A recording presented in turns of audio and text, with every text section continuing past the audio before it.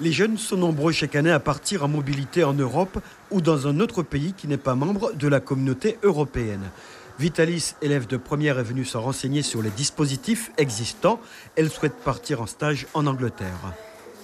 Je préférerais aller peut-être à Londres ou en Allemagne.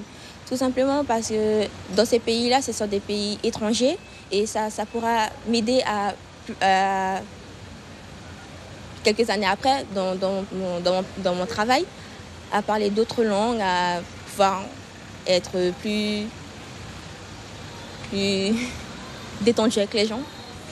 Il y a plusieurs dispositifs d'aide à la mobilité pendant le cursus scolaire, mais 30% des départs sont réalisés dans le cadre d'Erasmus. Le dispositif a d'ailleurs évolué ces dernières années. Les élèves ne partent plus seulement en voyage scolaire pour une immersion linguistique. Le volet découverte professionnelle fait également partie des objectifs de la mobilité.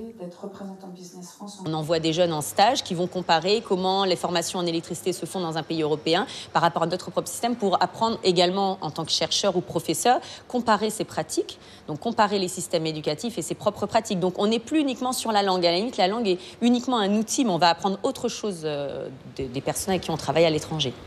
Chaque année, ce sont entre 500 et 700 élèves qui partent à l'étranger dans le cadre des différents programmes mobilité, des échanges profitables à leur scolarité, mais aussi après. C'est sûr, il y a une plus-value indéniable, même sur le CV plus tard.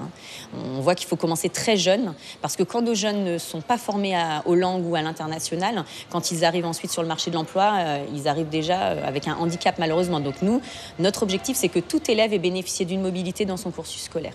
Les programmes d'aide à la mobilité vont bénéficier au cours des 2 prochaines années